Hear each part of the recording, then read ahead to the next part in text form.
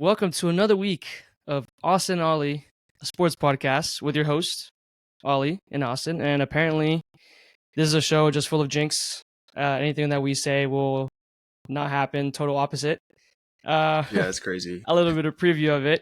Ravens played last night, snapped their streak at 24 versus the Commanders. And we had just talked about it last week, how they're for sure lock, basically. If you want to add something to your parlay, you should do it. And if you're aware of Book It with Trent on Twitter, he smashed their money line and they lost. So I blame him, not us.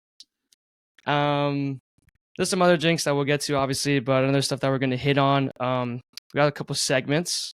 Austin's going to be doing a little college segment. Can't wait for that. A little AU. And I'll be doing some baseball stuff too. Some baseball stuff that we're going to talk about is that we went from paper tickets to your phone to now you just need your face to enter baseball games. It's kind of weird. We'll talk about that. And is there a Rangers outfielder in the hot seat, knowing that there's a prospect down there waiting to get up? He's just battling and waiting to see. Maybe we'll see. But we'll get going with it was a good weekend, at least for Premier League for the both of us. Yeah, man, it was crazy. I honestly don't think I could be as excited as I have been in a while. I know I kind of mentioned it in the Premier League preview a couple weeks ago, but we went through some dark days, and then just Ange, the type of soccer, that the front foot, just the way that they kind of took it to United the whole game, and it was entertaining. I think was kind of something that's pretty exciting. And then Chelsea is pretty abysmal, and West Ham. We'll get to that. I think it looked all right, but I think Chelsea or West Ham's just a bigger club. I think West Ham's just a bigger club than Chelsea. But yeah, go ahead. I'll agree with you there. I'm not a big Chelsea guy. But yeah, no, it started off Spurs 2-0 win over Manchester United. Really kind of like I said, I think that the majority of the game was pretty much played on the front foot. It was kind of back and forth until pretty much the entire first half, and it kind of ended 0-0 at half, but I would still say that it was pretty entertaining. I don't know if you had a chance to watch it or not, but I know we were talking in the group chat on Twitter and stuff like that, and it was entertaining, and things were going back and forth, but really some of the big things that I took away is Yves Bissouma is, we signed him in Brighton last year for Conte, and then just didn't really ever play. And honestly, I think Antonio Conte is an international criminal for some of the stuff and some of the decisions that he made, because the way that Yves Bissouma has been playing, and I said it last week and I said it the week before, that he's so crucial in the way that Postecoglou likes to kind of set up his system.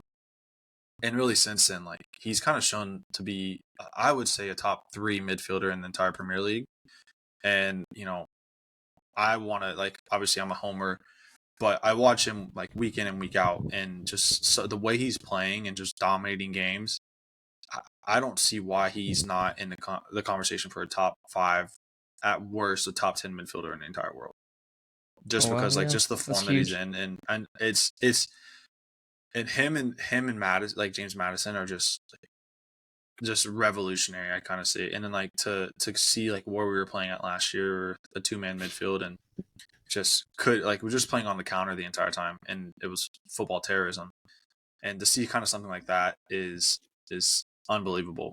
Another thing that I want to talk about is we had a 20-year-old Pap Matar Sarr from, I want to say he's from Senegal, and he started as well in the midfield next to Madison and Bissouma, and just the game that he played was unreal.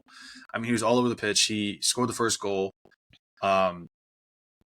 He really him and Bissouma basically just did in Casemiro the entire game, and to kind of dominate the midfield like that, and to put in a performance like that at 20, and to see somebody like Bellingham go to Real Madrid for 105 million pounds, or the money that Arsenal just played for Declan Rice. And I know they're not really the same kind of midfielder, but it is still to see something like that. And for Sarr to, I think we got him from France for maybe 15 or 20 million pounds.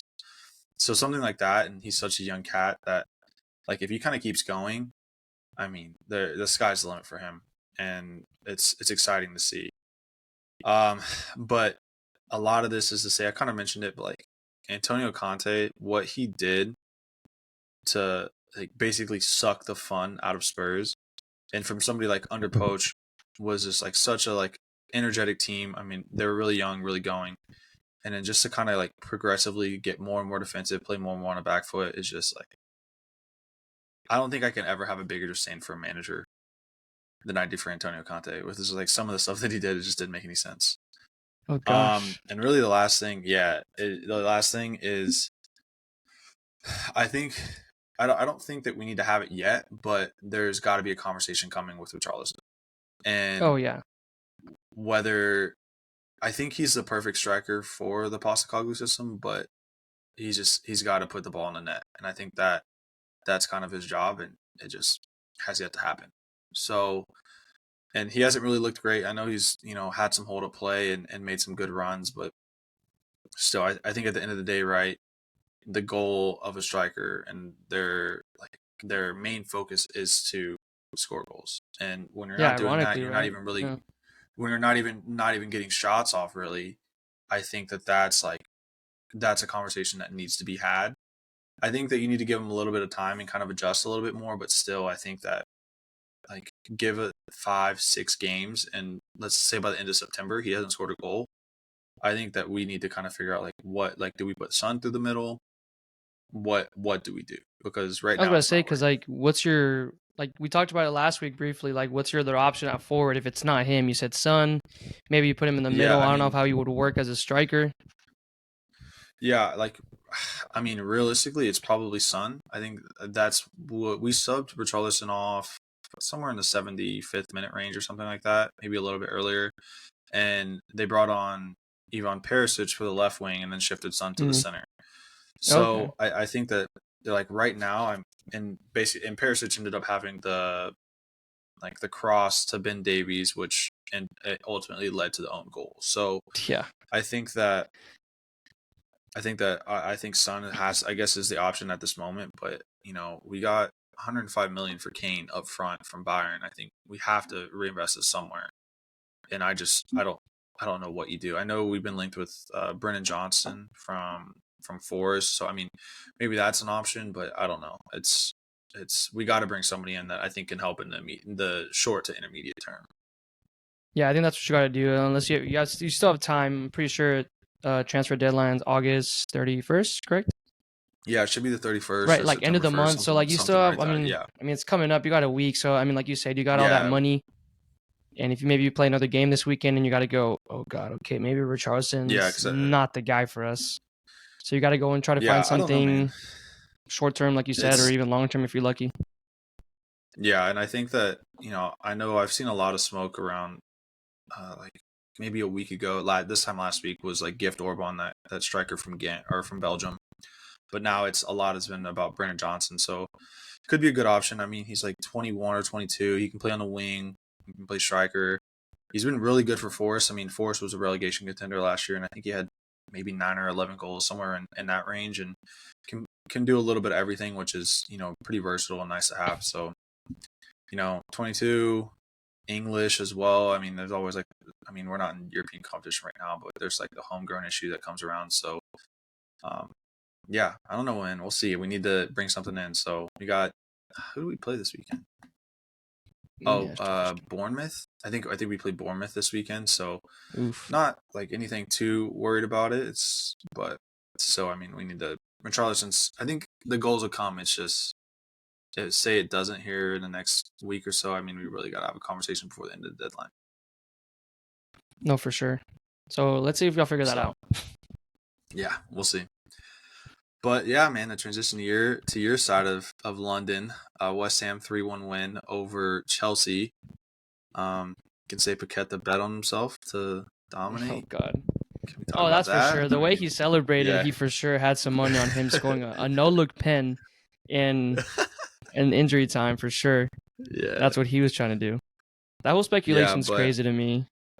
With the yellow card and then like it's at the kind of island crazy. or whatever. And then and then like you have and it's kind of crazy to see, like, I know we'll kind of talk about it a little bit later in like the college football like preview that I want to do, but I mean, there's so many athletes right now that are getting popped for like betting and sports betting and just kind of showing that like, hey, like you can't really bet. And I don't know if I know that like a podcast just came out today with Ivan Toney from Also, the Brentford Ivan about Toney one looks pretty good. Yeah. yeah. So I that's kind of on my list to watch, but I know like just seeing like the stuff like that, and I think one of the clips that I saw from Tony was like, I never bet on myself to like do anything bad. I only bet on myself to score, and I was just betting on myself. So like you kind of see it that way, but still like it's just like kind of unethical areas. So Yeah, we'll but then see. But no, it happens everywhere. It's crazy. Like, I mean, you had it back then. It hasn't happened in baseball since do you remember who was, as I say, Pete Rose, the one that got caught. And I think ever since then, it's like, okay, they did something serious to a really good player. So let's, maybe we shouldn't do this within ourselves or whatever. And like, but it happens with every sport, except for baseball now, like I said. I think they're waiting for something big to happen, or just to like, instead of just like a, smack in the hand and be like, hey, don't do that. Just, we see it all over until I think something big happens. Happened in the NFL, Calvin Ridley last year. Yeah, exactly. And Tony got what, an 8-month ban or something like that. So that's pretty significant. And he's somebody that is like pretty integral to this team. So I don't know, man. Hopefully, and you could say in the prime of his career too.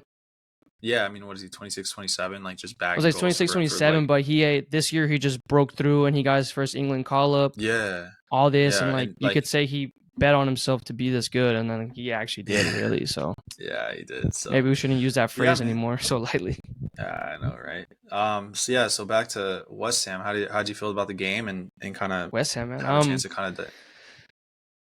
Yeah, no, I told you last week, not too many bad Jinx. I kind of said, hey, we usually do kind of good against Chelsea. We perform pretty well. I don't know what it is, but like I said, in West Ham, Chelsea, all that money they've spent, and still nothing, which is crazy to me.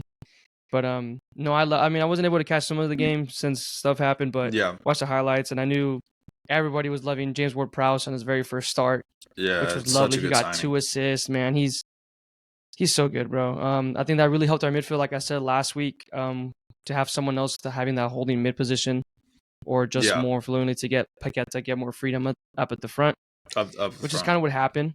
And then you got to see 15 minutes from Edson Alvarez, our Mexican, and he's already a fan favorite. For 15 minutes, already making compilations of him, making waves. And they're like, oh, he's like, dude, this guy's he's gonna kill it. And I think he is.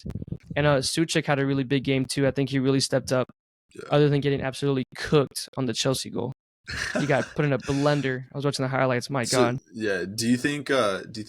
I'm assuming Edson is basically gonna be contending for Suchek's spot, right? Or is it kind of like? Yeah, that's what I guess. Because I think how the starting lineup came out. Ward-Prowse. Yeah. Because I guess I know we said 4 now. I would assume. Because I would assume, right? It'd be like almost like a Edson, or Suchek, and then James Ward-Prowse is like a double pivot with like allowing Paqueta kind of roll up to like 10 / That's what I'm saying. It's gonna be tough. I think what it was primarily was that Suchek replacement, because he had a really good season with us the year before, not this past 2 years season. ago, right? Yeah, 2 years ago was really good. Winning headers and just being the Turkish guy, that Turkish salad or something. There was like an inside joke within the club or whatever. But he was just beating everyone up, and then he just had a really like week last year. He looked really fatigued out there, but there was no one really else that we could play. And then now I think he's making it hard. I mean, you got your replacement. I guess that kind of was like, okay, maybe I should start like trying. And he looked really good so far the first 2 games. But I mean, I think it's a good problem to have. And like you can see, you can maybe get 15, 30 minutes of Edson. I wish I could watch him play the whole game. But if Suchek earns that spot, he's been there for longer. So we'll see how it ends up going for them. Yeah, and I think that like that's whenever you start getting depth like that, and you're starting to have tough conversations on like who needs to start. I think that's when you know that you're like doing things right, as like a club. And I know like whenever it took a while for West Ham to kind of do anything after you guys sold Rice. So like to start bringing in people like that is like James Ward-Prowse and then Edson and all that stuff. And then you guys just got the Greek center back. Yeah, the Greek center back. He plays center back, right back. That could really help out with Soufal. I mean, I was a fan of Soufal too. Like I think 2 years ago when like West Ham was like finished top 8, top 9, top 8 to get to the Western. I was just gonna say Western Conference League. Like the European Conference League Championship. he was really solid. I think with Suchek too. And then now we had no other option at right back. We tried Ben Johnson. He was good for a little bit. I thought he was promising. He's a young, promising player, but then he couldn't do it. We got Thilo Kehrer, which I was a really big fan of, German international. Yeah, I thought he was. And he wasn't able to fit in either. He could get beat. Yeah, I don't know why. It just shows you how different Premier League is from like a bunch of leagues. It's really hard for people to adapt to. You can be crazy somewhere else and then come here and then, I don't know, physicality or whatever, pace of play. But it just shows how competitive it is, and I love it. But so I can play center back, right back. But I think our center back spots are really coming from? Stuttgart, I think. Stuttgart, okay. Germany. Yeah. I think they got relegated last year, if I'm correct. Nah, and it was a pretty good he was pretty. He was decent for them. Like he was their best player for sure, I think. I was looking at his stuff. Sense. But I think our center back spots are placed up. I like Zuma. I love Aguerd or whatever you say his last name. Yeah. The Moroccan, and he got his stupid red card last week. So maybe you get to see him this week because it was an idiot. Like I don't know why he tackled. He already had a yellow, and he went in super late in the midfield for no reason. But I love our center back positions. Like again, maybe depth, and maybe he probably slides into that right back spot. Okay, no, it's good to have. It's a long season, and you guys are in Europa League right now. Since you guys won the Conference League this year. Yeah, so that's gonna be. You're really gonna need those players. Maybe we'll see a lot more Edson too in those tournaments. Yeah, maybe you let Suchek get that rest. Because, I would be surprised that Edson kind of plays a little bit more in Europa League, especially because he has that like experience playing in like Champions League with Ajax and stuff like that too. Yeah. So. And if you start thinking about it, you put the pieces together with that's what could have been last year. Like we didn't have two squads. Yeah. Like if you watch this play, Premier League, Conference League, FA Cup, it was almost it was the same team, but our keeper. It'd be Areola playing instead of Fabianski. But it was. I think that's what it was at the end of the day. Like it really was. I mean, playing that much football, bro, that hurts. That's crazy. Yeah, it's tough. And so I think having that people to rotate is going to really help out. Absolutely, and that's kind of could probably speak on why Suchek was like kind of had a bad season last year because he's playing so many games and just not getting right. Yeah. And then one more thing with and we'll head over to the next game. Flint Downs was loaned out. It could have been a swap with Ward Prowse. He went to Southampton. He was supposed to be a really good, promising player when we got him from Swansea. I think he had like the best like passing completed percentage in championship. So everyone's like, oh, bro, this is going to be like the Rice replacement or like the Mark Noble replacement. He just wasn't able to fit in. So he'll be on a season-long loan playing 90 minutes, replacing James Ward-Prowse. So we'll see how he does too. Yeah. No, and I think like I know like Spurs just loaned out Joe Rodon to Leeds or something like that too. So I think it's like good for like younger guys in their early 20s so that, maybe were like great championship players and came up and just like didn't really do anything in the Prem. So kind of get that rhythm back of playing every day and keep them consistently playing because it's just going to hurt them playing on the bench or just staying on the bench. I get practice works, but I think just game time experience is what's going to get you the best out of it.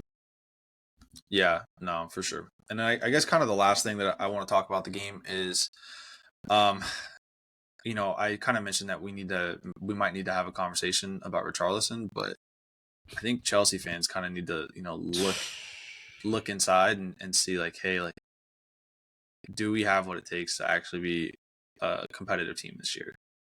One thing that I kind of was shocked was since January 1st of this year, Chelsea has 5 wins in all competitions and competitive matches, so not friendly matches. Enzo Fernandez, big 120 million euro signing. Mm-hmm. He has technically it's 3 wins in the Premier League, but I saw that tweet, one win. Yeah, 1 win against an active Premier League team. So I just think that like I'll hit on it later, and when we start kind of talking about hot takes for the week, but I think Chelsea might be in some serious problems, and they have a run. I know you kind of mentioned last week about West Ham's run of fixtures that you guys kind of have coming up right now, but like Chelsea has a run of fixtures coming up in October, from October to December. Yeah, let's see what they got. I think they play they play Spurs, they play Arsenal, they play City. They play, I think Brentford maybe too. Like they play a lot of really, really good teams. And there's a very, very real shot that, in my mind, that Pochettino's not the coach come Christmas time. Oh wow! With how Chelsea kind of burns through managers and burns through teams. So I don't Yeah, it know, wouldn't man. surprise me. That's the thing. Yeah, it wouldn't surprise me. Yeah. So, but anyway, kind of to keep it moving. I know we got a lot of stuff to talk about today. The other two big games that were kind of on the docket this weekend was Manchester City and Newcastle. Ended 1-0 for Manchester City. Sorry. And really, the big thing that I wanted to see with this game is how City would react with losing KDB for an extended period of time with injury. Mm-hmm. And I was watching the extended highlights, and like Phil Foden balled out. I don't Dude, know if Phil you had a chance Foden's to a watch him, dog. but like he's a Phil dog. Foden's And an I absolute was really dog. thinking, yeah. And my thought was like, this is kind of going to be the year that he's always been good, but I think this is the year that he like propels himself to be on the world stage, takes that leap, right? Because they like Gundogan's not there anymore, and like they just need somebody to like fill that midfield spot. And obviously, Pep is a great manager, but he like, figures and stuff especially out. with KDB being out for an extended period of time, like this is going to be Phil Foden's show to like basically run City and run their midfield. And really, the last thing that I have is I think that there's like a lot of people mention Erling Haaland when it comes to like being a really, really good goal scorer and being proficient at what he does. But there also is a narrative about how he just in big games, he's not there. And another big game against another team that is, I would probably say Newcastle or a top 4 contender. He wasn't there. He didn't perform. And I mean, he probably had 5 or 6 shots. I don't know the number off the top of my head, but just scuffed a lot of them. Just really just wasn't there. And, a lot of the playmaking was coming from, Phil Foden really was pulling the strings, and then Julian Alvarez had a fantastic finish. I think Pope could have done a little bit better. My little like inside like keeper instincts. Pope being that big, he's got to be more athletic. I think Pope is the biggest unathletic keeper I've seen in my life. If I'm being honest, he's what, like 6'6"? Yeah, he's like 6'6". I think he's up there. Because I know that whole like the whole Newcastle defense aside from Trippier is like 6'3" up and up. So yeah, that's how they were so good last year on set pieces and stuff like that. So I also think it was interesting just to see how you said Man City rebounding, or seeing how they would react to missing KDB, and then also just seeing Newcastle and see if, I know it's obviously a little too early to start putting measures on teams. Title contender. Yeah, but you see last week, they dominated Aston Villa, 10-man, or not 10-man, but whatever. They got the injury with Mings, but then you got to play at Man City, and you want to see if Tonali, your flop of the season, and looked pretty bad. He was getting clowned all over social media. So yeah, I mean, I think that was another good thing to see. I'll tell you what, I'll take a victory lap whenever I get something right. It'll come eventually. No, we need to. When we're in this podcast, if you get something right, we all need to take a lap. I need something. But yeah, man. So I don't know. We'll kind of keep the eye on that as the season progresses. Be interesting to see, especially when like I think like I'd already mentioned it, but Liverpool don't have a deep squad, but like City also are kind of in the same boat. Like they have the money to spend whatever they want, but when it comes into midfield, like I don't think that they really have that deep of a squad. So really with Carabao Cup coming up, they won't play FA Cup till the start of the year, but like also Champions League and stuff like that, they're supposed to make a run. So like it's curious to see when the fixture congestion happens, like how they react, and say somebody like a Foden gets injured, or what, God forbid, like Haaland gets injured, like what are they going to do? I mean, they have Kovacic starting for them, bro, for God's sake. Yeah. Well, that's crazy to me. He starts for City. I think that their defense is kind of going to be their saving grace of the year, because they spent like 80 million on Guardiola from Leipzig, and they just stuck him at left back versus playing him at his natural like left center back position. So and then I mean just having something like that, I mean it's going to be hard to score against City, and they're going to be pretty damn good at that. Yeah, and you said like injuries are going to come into play here soon too, I think. Yeah, I mean, the season just started and you're already out with KDB and John Stones. That I think was really one of their like he was underrated players last season. Yeah, I think he was really underrated. He was playing everywhere and he was amazing. Yeah. So yeah, man, it'll be interesting to see. And then the last really portion of the Premier League that I want to talk about is Brighton again. I'm so impressed with them. They got to be contenders, I think, at this point. I don't see why they're not. I really don't. And Brighton beat they played Wolves. I think it was in Wolverhampton, and they won 4-1. And it was 4-0 pretty much like 55 or so minutes into the game. Yeah. Matoma, I don't know if you've had a chance to like really watch him, but he's a dog. He Kept is an eye a on him dog. since last year for fantasy, bro, and Yeah, he was for my fantasy. first pick. Like my first it was Holland then him. I had to make sure they were on my team. Yeah, on the team. Yeah, and he's just like he's an absolute stud. And I've seen like how I'd kind of mentioned Basuma being, maybe being a top 5 midfielder in the world. I mean, what's the saying that Matoma right now isn't a top 5 winger in the world just with his form? I mean, he's playing unbelievable. And then the guy that's also playing on the other side of him is Solly Marsh, and another 2 goals from him, big chance created. I mean, he's not getting any love, but like on any other team, I think Solly Marsh is getting talked about. And then Estupinian, I think he's in the conversation for probably one of the top left backs in the entire Premier League. Yeah, he's another been insane. goal, 2 assists. Yeah, and then the guy that I was kind of really impressed with that I don't think we're kind of talking about enough is he plays like their 10, Julio Enciso, I think is how you say it. He's a 19-year-old Paraguayan. I think they got him in January maybe last year.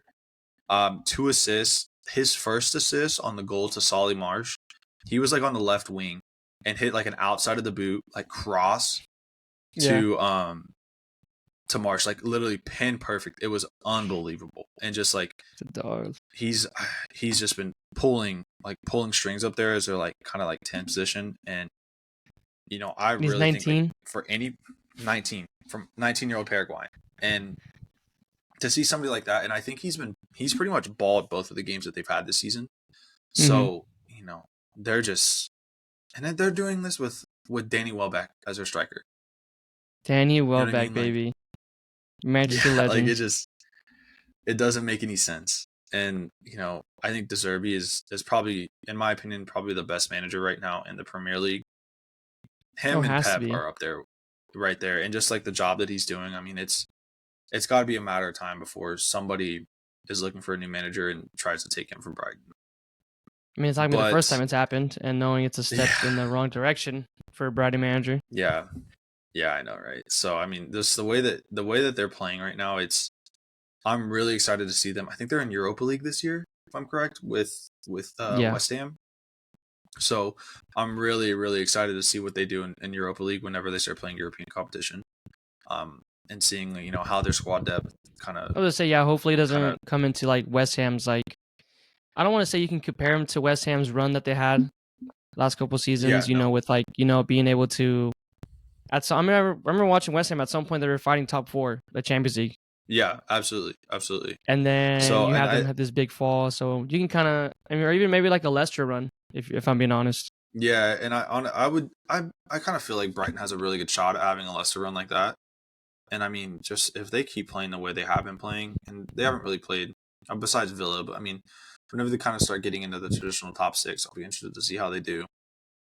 Yeah, we'll see. We'll see how they do against my Hammers next weekend. So I mean, come on now, though. I don't know about all that. I don't know. I like faith. Come on, keep us up. We're undefeated right now, bro. We're undefeated. Yeah, we'll see how long that stays.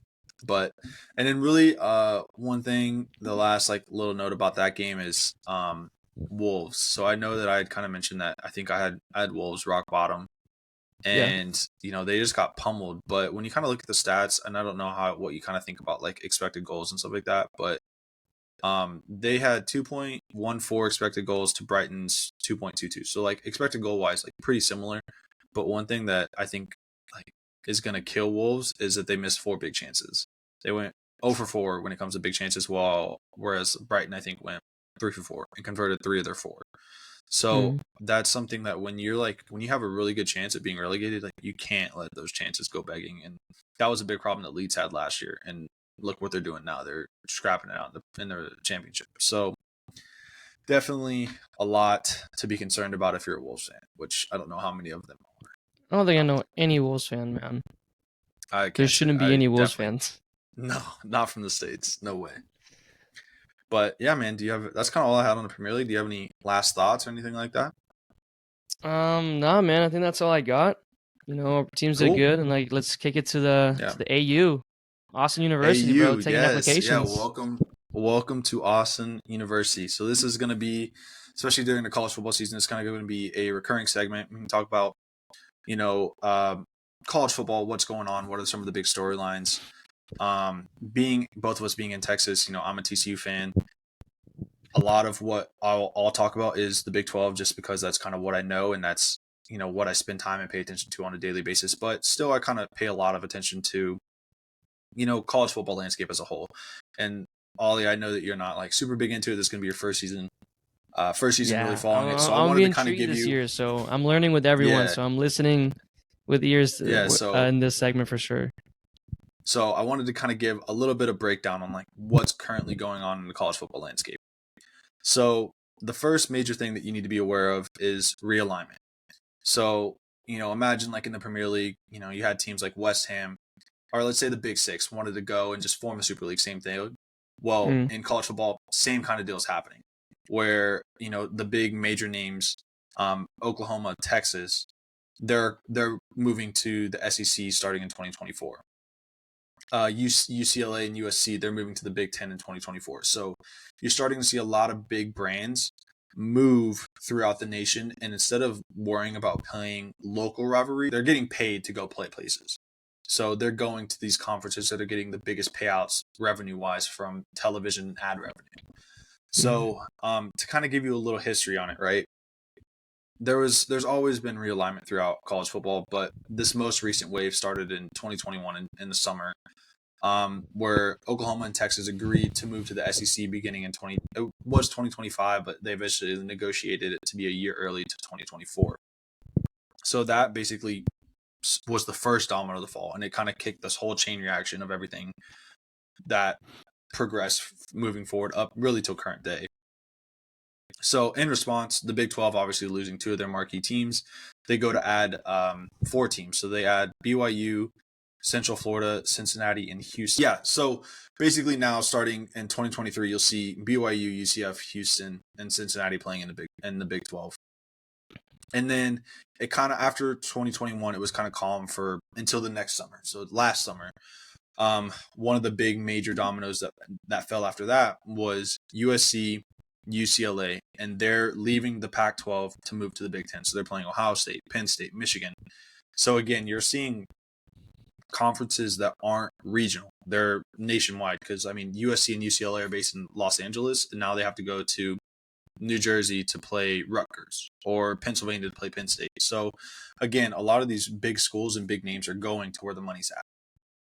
And then it was kind of quiet for a while after that. And then in July of this summer was when the next like major domino fell. And that was basically the fall of the Pac-12, and the Pac-12 as a conference losing its stability because Colorado decided that they're going to move to the Big 12 because they found that the Big 12 was more stable. They have the brands. TCU last season just went to the national championship game. So you're seeing that, you know, even though it's not those top 2 conferences in the Big Ten and SEC, it's probably up there as probably the 3rd best conference. So, and then to follow them, the Pac-12 was further weakened by Arizona, Arizona State, and Utah moving to the Big 12, with Colorado starting in 2024. So you'll basically have the Big 12 as going to have 16 teams now starting next year, which is going to be awesome. It's going to be a great conference, a lot of fun, and a lot of old rivalries are kind of picking back up. And so, yeah, so really that caused Washington, Oregon to join the Big Ten, and that was really like the last major domino to fall. So now in the Pac-12, you have 4 remaining teams. Next year, you have Stanford and Cal, and then Washington State and Oregon State. They're kind of the last 4 that are like left hanging high and dry. So now it's like, you know, what are they going to do? Are they going to add teams that are kind of on the western side? So like San Diego State, maybe.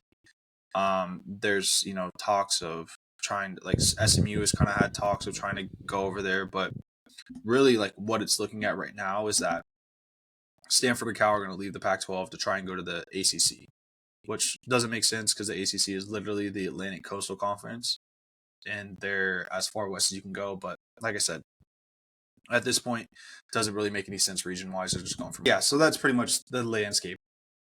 There's a lot of people, a lot of moving pieces, and I think next year in 2024, it's going to be a very different landscape to what you're seeing. So that's what you need to know realignment-wise. So now, like, looking at the season coming up. So typically you have, the last 10 years it's been Alabama that's kind of been the team to beat. The last 4 years it's been Georgia. Well, both of those teams are missing quarterbacks. They don't have a quarterback that's, Bryce Young, a Tua, even Stetson Bennett, who was the quarterback at Georgia the last 3 years that took them to 10 back-to-back years? championships. Oh, okay. Yeah. I mean, that's how I feel about it too. Even like another power, like Ohio State's kind of always been in that top 4 conversation. They don't really have a quarterback. They don't have a guy like a CJ Stroud or who was even before that, Justin Fields. So there's a lot of big name teams that don't have those starting quarterbacks. So that leaves, who has the best talent out there. Teams to look out for. University of Texas. Everybody says it every year. Oh, Texas is back. There are always a top 10 roster in the entire college football landscape, but this is the year that a lot of people are saying actually is the year. Whether that's true or not, and they'll prove not to be Texas, we'll see. I don't know if I buy it. It'll kind of be one of those things is when I see it, I'll believe it kind of thing, especially since TCU kind of plays them every year. So I don't know, man. We'll see about that. I think Michigan is going to be really, really good. They're returning both of their starting running backs that ran for, I think they each ran over 1,500 yards last year. My God. Yeah, just absolute studs. They're returning their quarterback back, JJ McCarthy, who was, he was all right. He played pretty poorly in the Fiesta Bowl, which lost them the game, I think, against TCU. So, and they play good defense, but to look out and kind of watch as like a storyline for them is they're really experienced. They play really good football. They're pretty sound, but are they going to be a team that, finally gets over that hump? I think this is 2 years in a row that they've lost the national semis. So what are you going to do? My probably preseason favorite to win a national championship is LSU. I think LSU, they always have the athletes to do it. They always have the recruits to do it. They have a pretty good quarterback that, I wouldn't be surprised to see take that like Joe Burrow level like step that, he did in his second year in the program. So I want to say he transferred to LSU from Arizona State, I think is where he transferred from last year, and played pretty well, beat Alabama in a big game in Death Valley. So it'll be interesting to see if they can kind of keep that up. Kind of on the West Coast, you have USC. USC has the reigning Heisman winner in Caleb Williams. He's going to be a stud and, is probably, I would say probably the favorite at the beginning of the year to, one, repeat his Heisman, and then 2, to go first overall in NFL draft. First overall, yeah, that's what I thought too. Yeah, that's exciting. So I can't wait to. I don't watch college football, but I know. Was it Caleb Williams? Right, you said? Yeah, Caleb Williams. Yeah, I know he's supposed to he was tearing it up last year, and we'll see if he does it again this year and to put in the NFL too. I mean, exactly. So they have a really good coach, Lincoln Riley. This is his second year now at USC, so those guys will kind of be in the system again another year, kind of figure out how to do it and how to play. And, just like I've kind of mentioned, like with Texas, they always have a good roster. Everybody wants to be in LA. They have the best talent from California, and really on the West Coast. So, coming maybe this time next year, like I wouldn't be surprised if they're somebody that, had a really good year and was in the national championship or won it. And I kind of left in here, Georgia. They are losing a lot. They're losing their quarterback, which is a big piece, but they're still going to have the best defense in football. So I think that if you look at it that way, they're going to be a tough team to beat. And I don't know if they have it to go to kind of run the table and three-peat, but they're going to be a really, really tough team. And I wouldn't be surprised if they're in that conversation for the best team in the nation the rest of the year. So in general, that's the college football landscape. There's a lot of fun teams out there that are smaller and stuff like that, but that's like the big things to look forward to coming forward. All right, And so the last thing to talk about football wise or college football wise is the Big 12. So I've kind of already mentioned it. So I have on here the Big 12 like media prediction. So Texas was pretty much the overwhelming favorite to be the winners of the Big 12. They had 41 first place votes. They're kind of everybody's pick to go from the Big 12 to the championship, which honestly, I think that there's a clear, like, in my head, there's three teams that really, really have a shot at doing so. And I think that's Texas, I think that's Kansas State, and I think that's TCU. I think that Kansas State returns a really good quarterback, and his name is Will something. I can't remember what it is, but he came into the season against TCU and just played lights out and ultimately kind of led them to the Big 12 championship last year over TCU. So I think that he's a really good quarterback, and their head coach, Chris Kleiman, is probably up there for one of the best or best coaches in the nation for sure. Oklahoma, I think that they have a lot of talent, but they were picked third, and I don't know. I genuinely don't think that they're going to kind of be what you think and what a lot of people expect. Texas Tech is kind of a sneaky, like, dark horse for the Big 12. There's a lot of people that are saying that their coach, Joey McGuire, is like one of those guys that's like a really, really good recruiter. They just had their best recruiting class probably of all time. And so they have a lot of like really good pieces, and they're a really experienced team coming back. So, I wouldn't really be surprised if you see them in Arlington playing in a Big 12 championship coming, December or whatever. And I'll kind of round it out with TCU.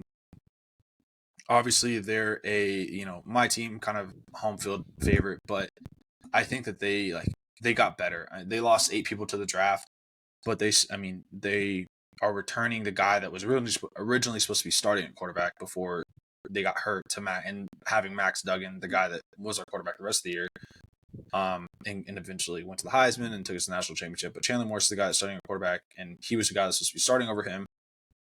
We returned like 7 defensive starters. Just had probably the best recruiting class in TCU's history.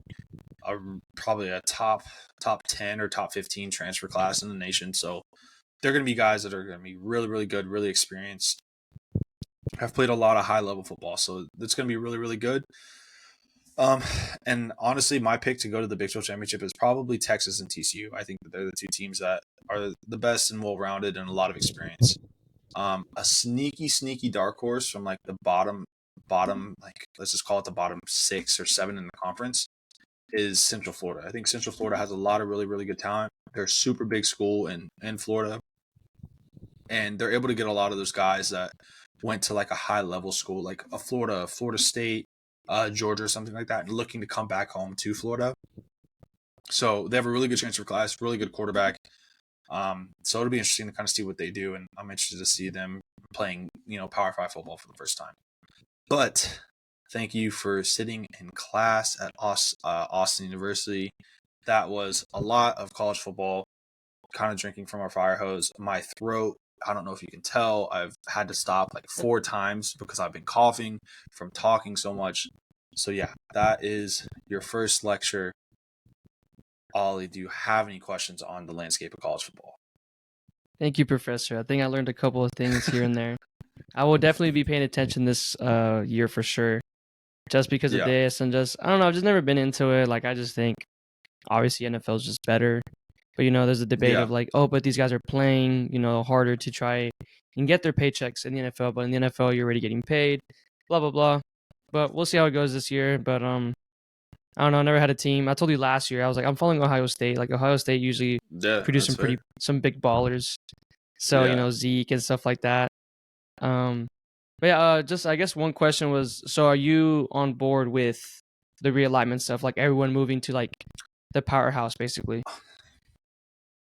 I think it's a twofold kind of thing. I think that on like let's just say like a capitalism thing, like I completely understand, right? Like, and I understand that a lot of these schools, they're chasing the money, but like sentimental point of view, like it sucks because you grow up and you see, like OU in Texas, like always playing, and they'll still play, but like always playing in the Red River Shootout, or Red River rivalry and playing, seeing TCU play them every year, or like a big one is OU and Oklahoma State, like the Bedlam rivalry. Like you're not going to see that every year now because OU is leaving and chasing the bag to go to play these big schools. And like to see like a school like USC and UCLA move to the Big Ten, like they're literally going cross country. I think like worst case scenario, they could travel like 7,000 miles in a year to go play, all of these schools on the East Coast. And it's just like, it doesn't make sense from a location side. And from like, I think I saw a tweet today that kind of sums it up perfectly. For a casual fan, it's awesome. It's fantastic. You see the biggest names play the biggest teams week in, week out. But from like a diehard fan, it sucks because those like regional rivalries that you have, you're just not going to get any. So it's, a double-edged sword. I understand it, but I can't say that I'm not a little hurt by it. Okay, so what I'm hearing is I'll love watching it. So I picked the right time to watch it, I guess. Yeah, exactly. Yeah, there'll be a lot of really good games a lot of good games, fun games that like for the landscape of college football, it's entertaining to watch for sure. Yeah, and I think it's like you said, I could bring you like briefly to a little bit to soccer, how they try to do like the Super League stuff. Yeah, it's almost like the same thing. I think if you're a casual, if you watch it, you're like, hey, like it's gonna be Real Madrid and Man City or whatever, like consistently more, or whatever, like kind of like a fake Champions League, or whatever. But then if from like a true hard like soccer fan, you're like, yeah, but then you miss like the like smaller teams playing the bigger teams in these small ass stadiums, or like them upsetting like the big dogs, like Goliath versus David and stuff like that. Like you're not gonna be seeing that as much. You miss a team like You miss a team like Luton Town going to the Premier League, playing week in, week out, and like from a college football landscape, it would be like in the early 2000s, like Boise State, and was like one of those schools that like were just like a mid-major team, but like had a chance to play Oklahoma and upset them in the Fiesta Bowl. And so like that's something that you're not going to be able to see as much or near as often because like this landscape is changing where people are chasing, like colleges and universities are chasing the money, which is understandable, and I get it because like that's how the world is ran, but like still it sucks. I was say, as much as like as terrible as it sounds, it's a business at the end of the day. So exactly. That's what they're doing, So exactly, only so much you can control. That's it, man. That's it. All right, closed my book. Wrote down my notes.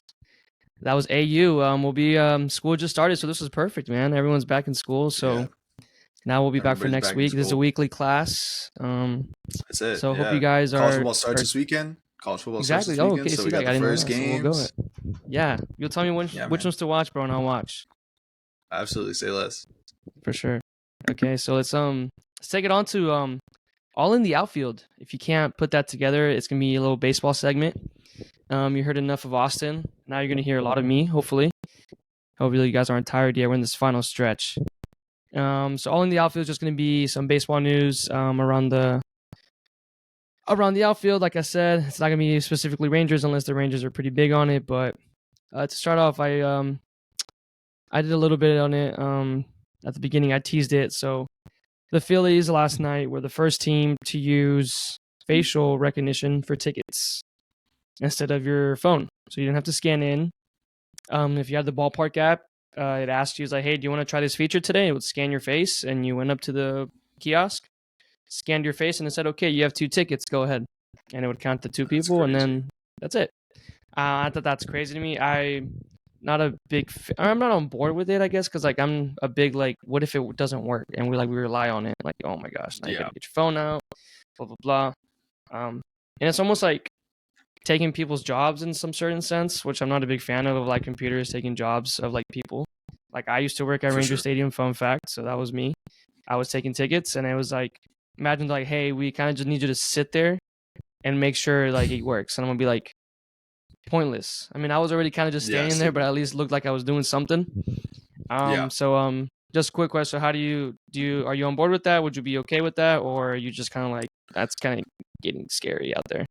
Yeah, I think it's like, it's definitely weird to see. And like I've seen it in places like the airport or stuff like that, where like flying to Mexico, they'll basically, instead of scanning the ticket, you'll do your facial recognition stuff. So like I understand it for things like that, but I don't necessarily think it's useful, or I don't think it's necessary for something like a sporting event. But I mean, I can also see where like it may be in a better investment for like teams and stuff like that to do. It kind of saves costs on employees or something like that. So I get it, but also definitely, is it necessary? I don't think so. Yeah, no, I agree. So we'll see if it was just that one stadium. I think it was just the Phillies testing it out. And hey, maybe next season at the All-Star game, or watching the All-Star game here in Arlington, we're going to be using our face to get in. So yeah, we'll see how that goes. Another thing, so the 23 draft class that just got drafted, maybe 2 months ago, maybe? Yeah, already making some crazy moves. Yeah, I think it was like 2 months ago. Like July, early June for sure. So yeah, so maybe 2 months, if anything. Not even 2 months. Yeah. Yeah. So the first thing that was that caught our attention was that the Angels are basically, I mean, they were all in, right, and traded for Lucas Giolito, blah blah blah, and now they're bad, and they for some reason activated Mike Trout today, even though I think they should have just shut him down. They're definitely out of playoff contention. They should have traded Ohtani, but that's a whole different thing. We'll see how that goes for the offseason for them. But yeah, they called up their first baseman, Nolan Chenuel, I think. I don't know how you say his last name. Sounds good to me. But he got called up, getting drafted 4 or 5 weeks ago, and they said, hey, playing first base, and you're leading off in front of Ohtani. So good luck. Crazy. So I guess crazy. He was tearing it up, but I was like, it's like if we called up Wyatt Langford, which I would not be opposed about. That was a little bit on my tease at the beginning. Was I talking about Langford or was I talking about Carter? I don't know. But I think that's just crazy to me how, like, where it just shows how you draft out of college and not like the high school guys, because obviously you're not going to see that from high school guys. College guys are a lot more closer to being ready, but the potential is just a lot more higher, I think, for high school if you do that. But yeah, he got already picked up, and that's like crazy to me. Like you said, like what if we see Wyatt Langford called up and you're just like, holy shit. And then we talked about it last week. If Langford could become called up to Double-A at some point, promote him, get him up there, get some at bats. We see Paul Skeens already got moved up to Double-A, and Dylan Cruz as well. That's for the top 4 picks right there, already making moves.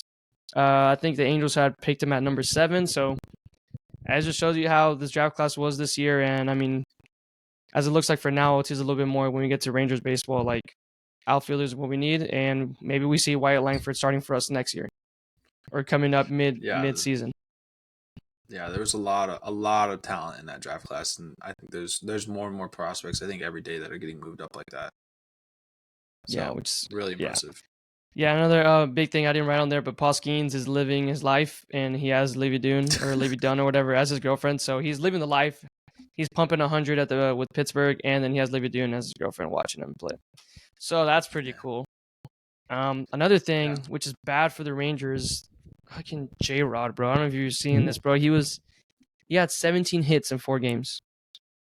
Yeah, I did not. He was 17 for 22. Yeah, that's unbelievable. And I know that he was 17 for 22. Seattle's been like unbelievably hot right now since the All-Star break.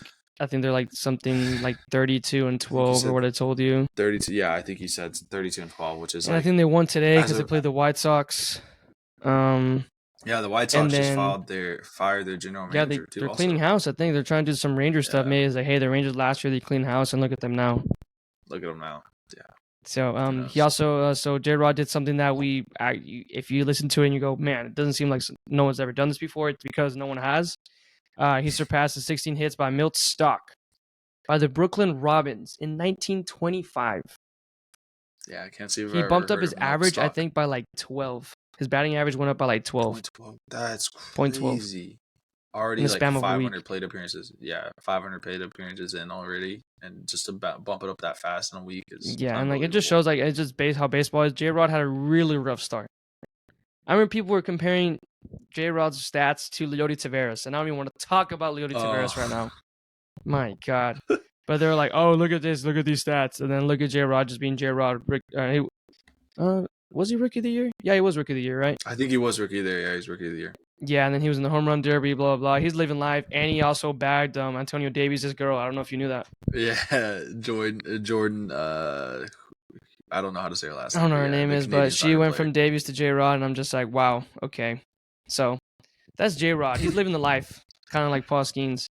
So another thing, sticking with Seattle and how hot they are, it's pissing me off. It's kind of scary. We'll get to that again when we get to Texas Rangers talk. But Luis Castillo versus the White Sox last night threw 47 consecutive fastballs to the White Sox. Yeah, and they didn't catch on until like maybe towards the end. When you saw that, or when I saw you write that down, I thought it was a typo. I thought it was like bullshitting. But there's the 40. How many innings was that over? I was trying to. I never got to figure. I was trying to figure out what like if someone wrote the stat line of what his like from what inning to what inning. Yeah. But he just threw 47 consecutive fastballs. He was just pumping it. He's like, you know what? These guys aren't hitting. I'm gonna just keep throwing fastballs. And I think he maybe gave up one run, if anything. I know the final score was like 11-2, but yeah, yesterday. He went 7 innings for 5 hits and 1 earned with 9 strikeouts. That's 47 straight fastballs. And you tell me you don't catch on after seeing 20 consecutive fastballs when you're up on deck and the guy strikes out. He goes, "Hey man, he's just been throwing fastballs. Why don't you just sit fastball?" Like you guys are in the dugout, like, "Hey bro, he's throwing just fastballs. Hey, he's throwing just."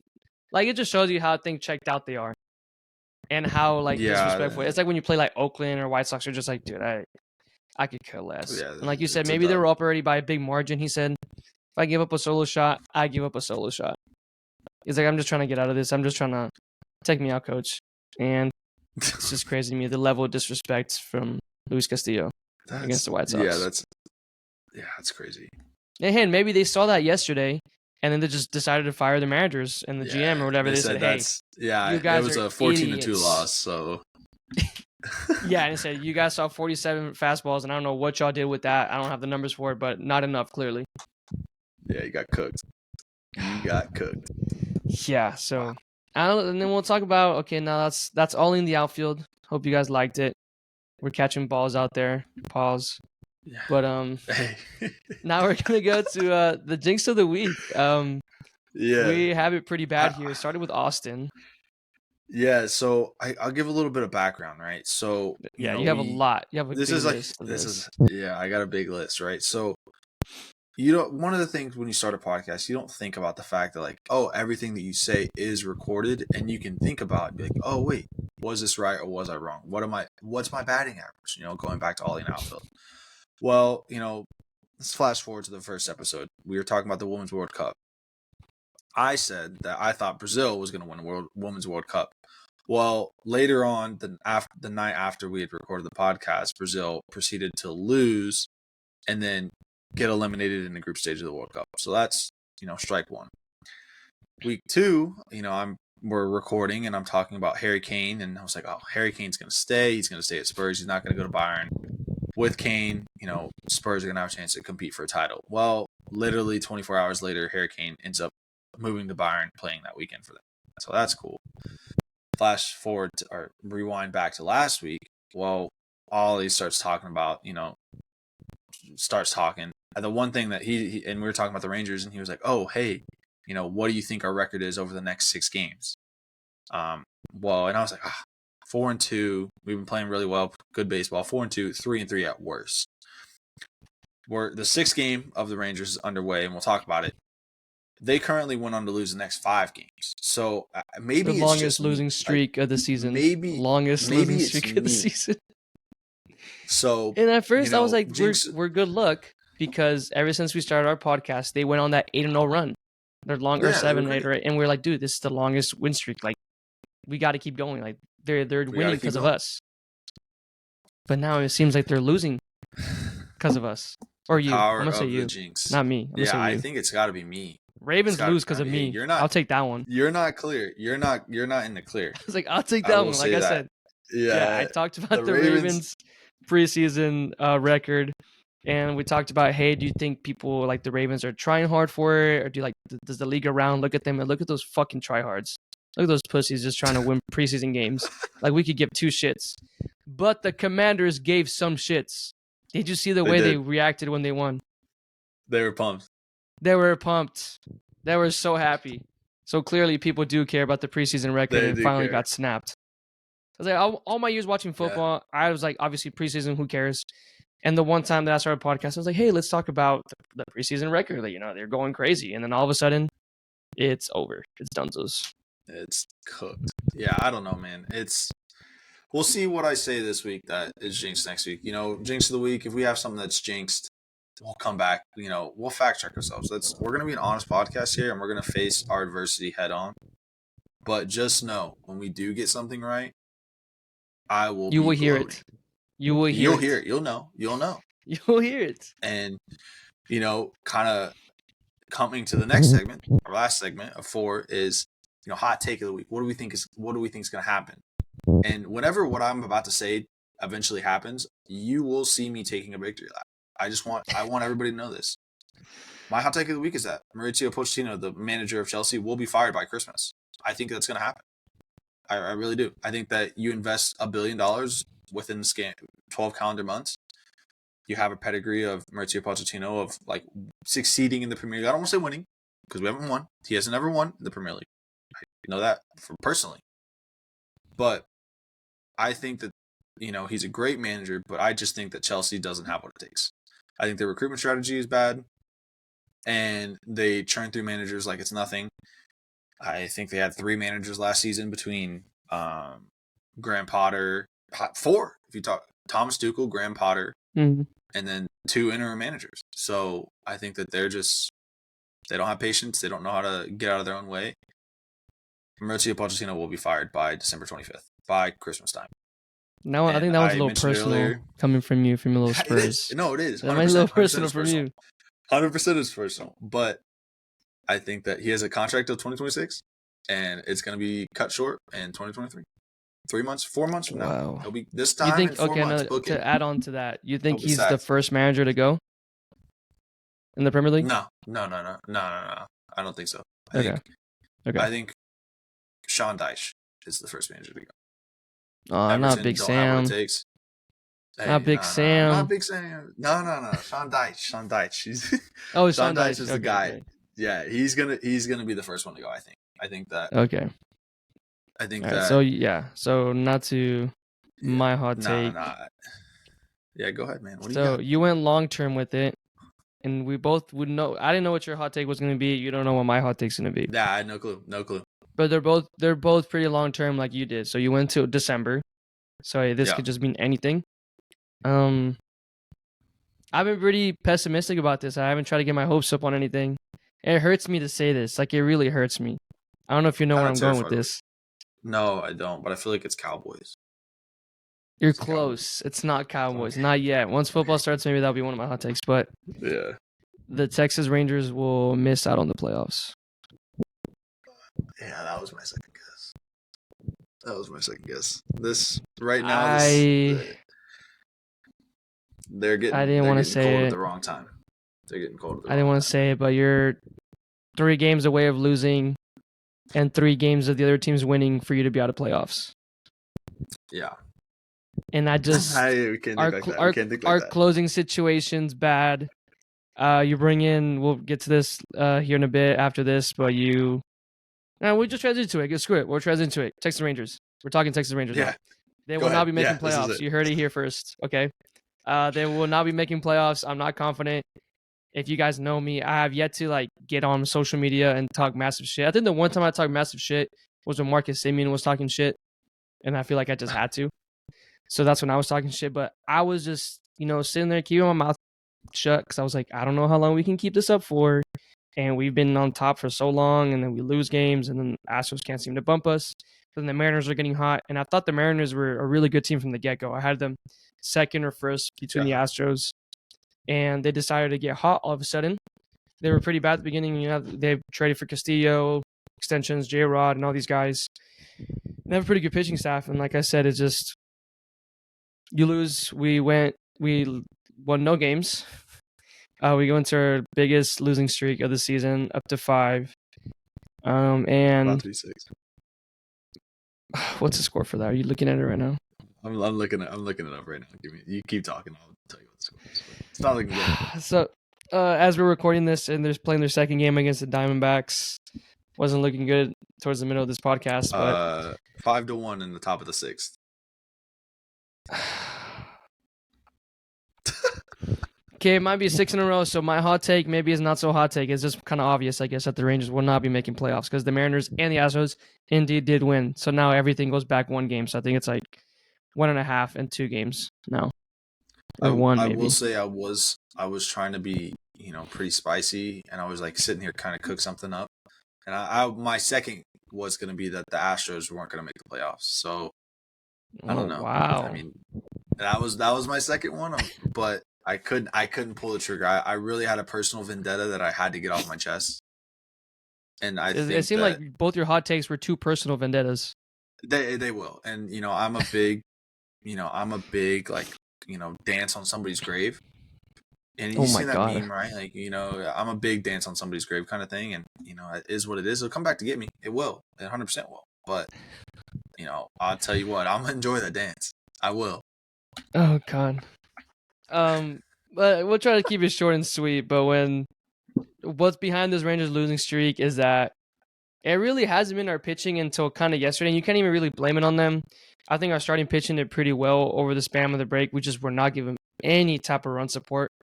Offense went cold. And then last night's game against the Diamondbacks, whenever this one's filmed, but it was the first Diamondback game. You go in and you have Montgomery pitch a solid 8 innings at a really good pitch count.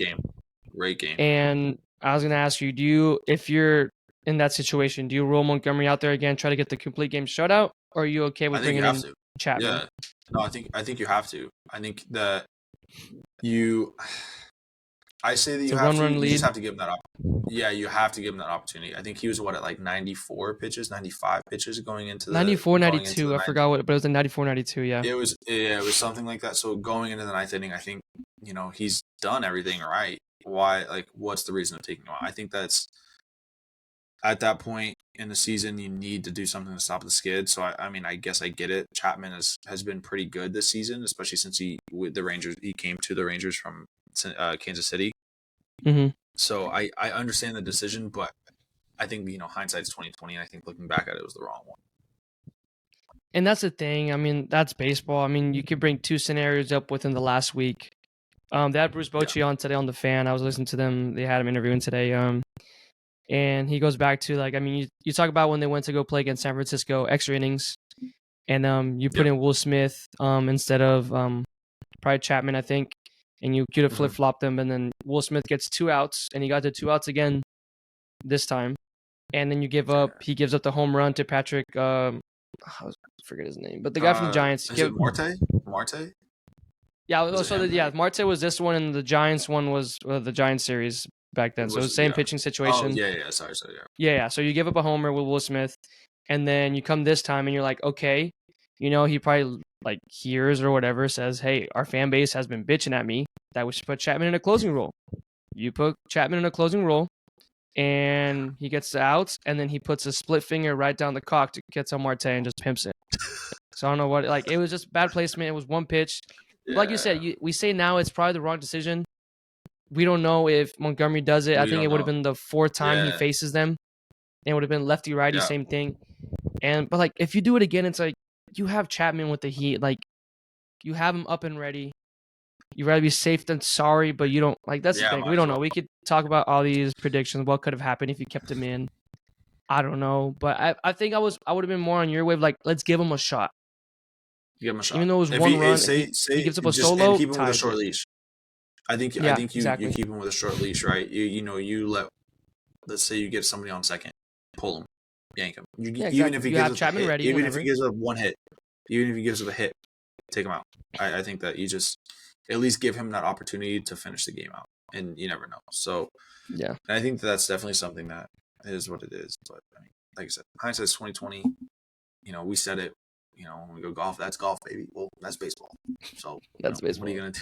It sucks, bro. It sucks. Baseball fucking sucks, bro. I hate this stuff. Yeah, that's why I don't get my hope. That's why I don't get my hopes up. We're about to go on a 6-game losing streak, and I'm telling you. That's brutal. Yeah, I mean, that's really all I have over the Rangers over the week. There's nothing really to talk about other than being cold on offense. And like you said, I think the pitching's been fine. It's just you got to get the bats going. Josh Young coming back would be great. Looks like we're about to get Eovaldi back, so I mean that's big time. But like still, like you said, pitching hasn't really been the issue. I think tonight has kind of been the worst pitching performance that we've had. But we just got to get the bats going, and I think that's that comes from somebody like you need Marcus Semien to get hot. You need guys at the start of the season that were raking and were pretty successful to get going. And I sent you a tweet earlier today, and the offensive skids from the Rangers was crazy. Adolis Garcia, 3 of his last 27 and 7 in his last 7 don't games. even get me started on him. I told you, bro. I've been a big hater on Adolis. On my team, I don't like to be like. It's just I have him on a short leash. That is crazy. I have him on a short leash. You are a hater. I see him swinging at balls in his eyes, bro, and he swings, and I'm like,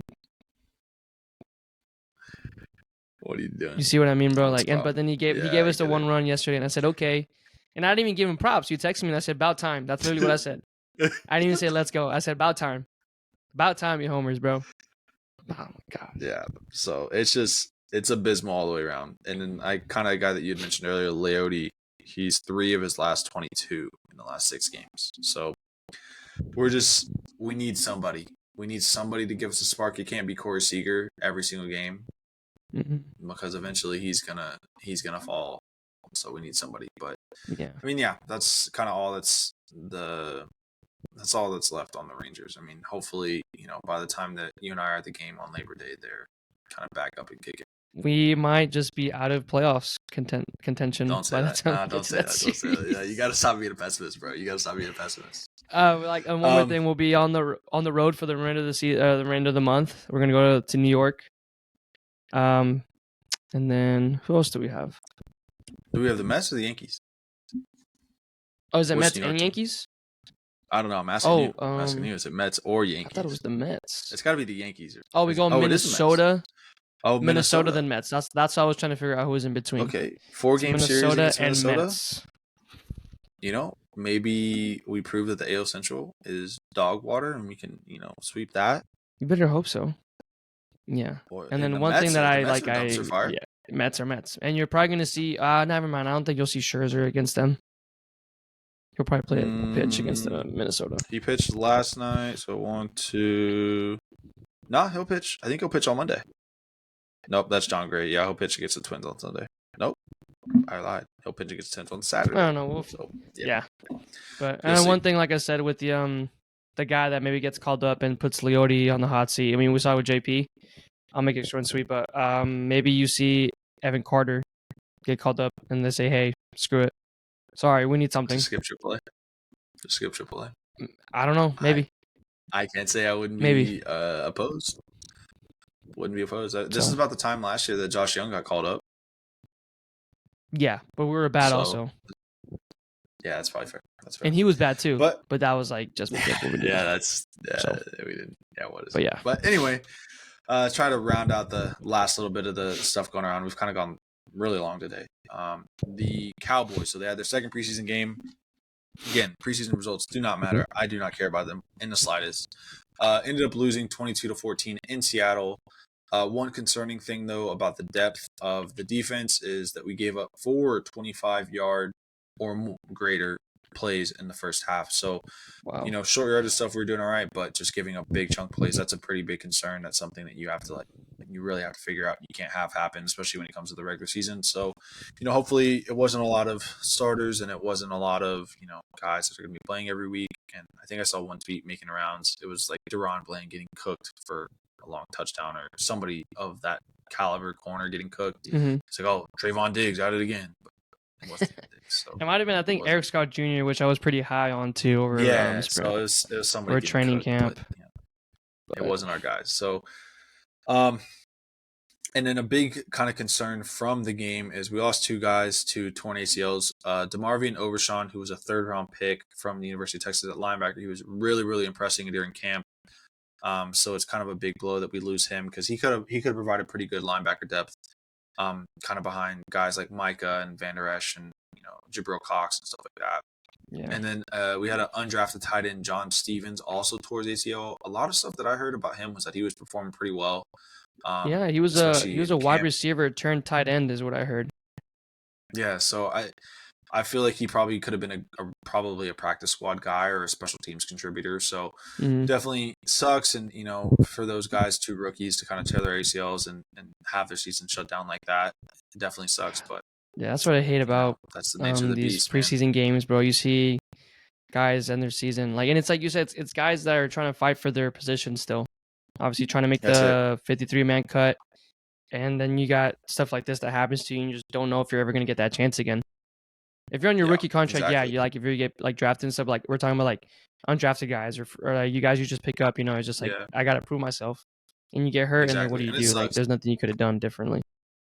Exactly. So especially freak stuff like that, it's just, what are you gonna do, man? You get rolled up or you just non-contact. Yeah, I don't know if you saw the play where he got hurt. He was towards the sideline, and I mean, you kind of but it wasn't anything someone need a knee or a bad tackle. It was just his foot just kind of planted wrong and made his knee go the other way. Just gets caught in the turf. Yeah. Mm-hmm. And that's a even greater discussion on. I know Seattle was a turf field, so it's even greater discussion that there's constantly going on in NFL with players and the owners on turf or turf versus natural grass. So maybe that doesn't happen on a natural grass field. The grass maybe gives and allows his foot to slide versus getting stuck in the turf. So it sucks, man. But unfortunately, the NFL is a business and it moves on and is what it is. So we have some other big concerns are offensive line depth. Offensive lineman Matt Waletzko just had another shoulder injury, so he missed his rookie season. It was last year or the year before, because of shoulder surgery. But the good news on the injury is that it was his opposite shoulder from the shoulder that he had surgery on. So not it's a recurring problem or anything like that. But he was in line to be basically our second string tackle on both sides. So he was going to be the swing tackle, be able to play both sides and all that stuff. So definitely kind of a concern when it comes to depth. But I did hear something from, it was either Steven or Jerry or Big Mike that said that, we're not really concerned about the offensive line depth right now. That today was the first time that our full starting offensive line has practiced together since camp of last year with Tyron and Tyler Smith. Oh, yeah, having everyone healthy. Having everybody healthy. So going all the way down the line. And at first it was Tyron Smith that wasn't healthy. Then I don't remember who was hurt. Then Terrence Steele was hurt. Terrence Steele was hurt. And then Zach Martin was holding out. But today was the first day that we had all 5 offensive lineman starters healthy in practicing together. So that's a big, big deal for the Cowboys. And hopefully we get that Great Ball of Dallas kind of back and kicking and rolling. And hopefully it kind of shows. But the thing is, one of those guys is going to go down. O-line is going to go down. Bro, are you going to be a pessimist? Are you going to be a pessimist no matter what? Have you not been listening to me this past few weeks? You know where I'm at with this, bro. I'm down here. I'm down here with team. But I'm saying in general, not just the Cowboys. We have Tyron Smith. That's probably going to go down by week 2. Yeah, I'm saying in general, O-linemen, there's just some big guys that just take one guy getting under them or just ugh. Yeah. And that's just a lot of weight. Yeah, that's a big boy weight. So I'm saying yeah, man. O-lines are hard to get. I get it. It is. Yeah, and no, to have the depth is even worse. But it's not that a lot of people have O-line depth though. It's not. It's a NFL reoccurring thing. It's tough, man. And then so other big storylines around the Cowboys. They play their last preseason game this weekend against the Raiders in Dallas, which is cool. They play Saturday at 7. And then Stephen Jones was kind of on the radio. I think it was today. And one of the big quotes that I saw was, they were talking about Jalen Tolbert, and he said that Jalen Tolbert has been extremely impressive during camp and is firmly planted at that wide receiver number 4. So we had kind of talked about him, I think each of the last 2 podcasts, about how, he's been really, really impressing. And that's something that's, really good news to hear. And having a second-year guy like that step up and really be kind of entrenched as one of the guys is really impressive. So, and then the last thing is and I know I kind of texted you about this, is should or will the Cowboys trade for Jonathan Taylor? It's probably not likely, especially after Zeke. And giving Zeke a big contract. I know Jonathan Taylor, like one of the big things that he wants with his next team from the Colts or after the Colts is he wants a contract that guarantees him money.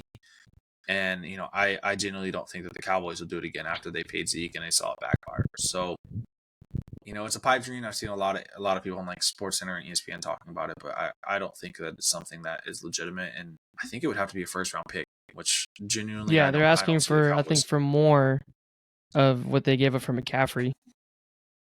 And McCaffrey, I think, was a second round pick. So yeah, you're looking for a first, and then yeah. So I don't see that's something that's gonna happen. It would be sick to get somebody like a Jonathan Taylor, but I mean, I think Stephen Jones again said that they're pretty happy with the running back room. And that's a lie again. Tony Pollard. Yeah, like they just love lying to us. I don't know. I mean, I wouldn't. I'd probably put it at a 25% chance that Jonathan Taylor is playing for the Cowboys because I wouldn't be surprised. And that's right? pretty big. 25% is massive, I think. I wouldn't be surprised if they do something. I mean, we saw when they traded for Amari Cooper, right? That they finally went out and addressed the need. But I mean, you gave him up for a bag of fucking chips now. Yeah, that's wild. Don't even get me started on that. That was stupid. But yeah, man, that's the Cowboys. So have the last preseason game, and then I think Sunday Night Football against the Giants is their first regular season game. Yeah, we're close to it, man. I'll be on the flight back from California. I think it's September 10th. Yeah, September 10th. I'll be on the flight back from California. I'll be landing like at 7:20, so like right on kickoff. That's what I'm saying. I'm gonna just hurry my ass wherever I'm at. Boom. What? Yeah, first quarter doesn't matter. Since when did the first quarter not matter? Okay, I say the second and third quarter don't matter. Sorry, let me reiterate that. My prime time on Sundays during a 1 o'clock kickoff or noon kickoff. You watch the first quarter, take the nap during the second and third quarters, wake up for the fourth quarter. That's the way to do it. You telling me you don't stay up through red zone? No, brother, no, I don't. I sleep right through the second and third quarter. Every time I'm on the couch. That's the best, I'm telling you. You don't have nightmares about your fantasy team? You don't watch your fantasy players? What am I going to do? What can I do from my couch? What can I do from my couch? Wow. It doesn't matter. You're running from the smoke. If only everyone could be realistic as you, right? Like, no, I'm yelling at my TV and yelling at my players. I'll watch it, but I'm saying, like, I enjoy a nice nap on a Sunday. Sue me. I don't know what to tell you. You're gonna get sued. You're gonna get sued. I'm gonna sue you. You should be sued. That's crazy. Napping through red zone football. Wow. Crazy. That's insane to me. Yeah, man. And then, so yeah, Dallas Mavericks is the next thing. What do you got on the some news at least. A little bit. JaVale McGee finally. It seems like he's gonna get let go. I don't know what wave and stretch means. What does that do you know what that means? So basically, like the remaining amount of money on his contract. So I think last year we signed him on a 3-year deal. Mm-hmm. So the remaining amount of money, I think he signed like a 3-year, was it $12 million deal maybe? Something like that. But basically, the remaining money on his deal will get stretched over 4 or 5 years, so it hits the cap less. Even though we waived him, we're still going to be paying him. Yeah, so we'll pay him we won't pay him. I guess, yeah, we will pay him. But it's like on the cap, it's just stretched over a certain number of years, and there's only... So it's good because it frees up a little bit of cap space. You have a little bit more room. But bad because it stays on the cap for longer. So that's kind of the opportunity cost between the two. Wow. Well, that was a shit signing. I remember I was kind of happy when we signed him too. Yeah, I was excited just because I was like, dude, we saw him with the Suns. He teared us apart at some points, but I mean, I should have known that every damn center tore us apart, and they will keep tearing us apart. So we make any center look good. He had some kind of spurts here and there where he would just like become like prime JaVale that you knew and loved and won championships with, but then it's couldn't get going, man. So we're still struggling with that center spot, and we'll see if DeAndre Ayton will be starting for us by tip-off. Fingers crossed. I don't know. Clint Capello could be nice too. Give me somebody, please. Somebody else other than Dwight Powell. That'd be nice. And then really the last thing we got is FC Dallas is finally back and kicking. We got a game on Saturday, Copa Tejas, between FC Dallas and Austin FC. Nice little rivalry game. I have some friends coming up from Austin that are Austin FC fans, so I'm going to be at the game, and I will report back on how it is, but just kind of give a little like form check going into the game. So Austin FC haven't won since or they've won one game since July 12th, which is going on a month and a half. I know a lot of that was during Leagues Cup action, but they just got obliterated by St. Louis SC, or St. Louis City, and 6-3 in St. Louis.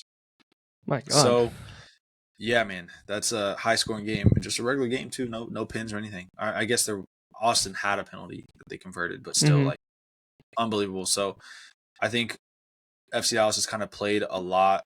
They played a lot of really, really good ball kind of in Leagues Cup, and I'm really, really hoping that that's something that they can kind of continue doing and keep going kind of through the end of the season. I know that this is the first time all year that they're out of the playoff picture. I think they're sitting in 10th place, and Austin is in 7th. So really bad form kind of going into Leagues Cup, and definitely something that they're kind of going to need to pick up and hope that they kind of figure out and do well. But yeah, man, that's pretty much all I had. I don't know. I mean, do you have any other? We kind of went pretty long today, which is good because we had a lot of good conversation, a lot of good stuff to talk about. I think that's good. Yeah, we had some different segments in, and it was a big introduction to you. It was the first day of class, longer than expected. I thought it was gonna be 5 minutes. I thought it was just syllabus and that's it. But no, gave me some homework. Yeah, man. Kind of mad about that. I'm long-winded at times, which is I need to figure out. Because my throat cannot handle it. Yeah, you need to know when to stop, bro. Yeah, bro. Oh God, but no, anyway, I think it'll get better next week. It'll be fine. I think you'll finally get the professor thing going. You'll have it down, and we don't have to talk as much because I think hopefully I did my homework. And yeah, it was a history lesson. I had to give you the background that we could figure it out. So exactly. But anyway, well, that is another episode of Austin Oli. Thank you guys so much for listening. Again, follow us on TikTok. Follow us on our socials. Mine and Ollie's socials will be in the description of the podcast, in the description of the YouTube video. Our TikTok, our account TikTok will be in all that as well. So, yeah, man, we'll be posting TikToks kind of throughout the week, doing all that stuff. So, yeah, go boost us, go give us some love, share, and, tell your friends about us. It really helps us grow. And, we're having a lot of fun doing this. And, we may not have a ton of people yet, but, we're working, we're growing, we're getting bigger. We're getting there, man. It's our month anniversary. We're getting there. So, yeah. That's it, man. So, again, thank you guys so much for listening.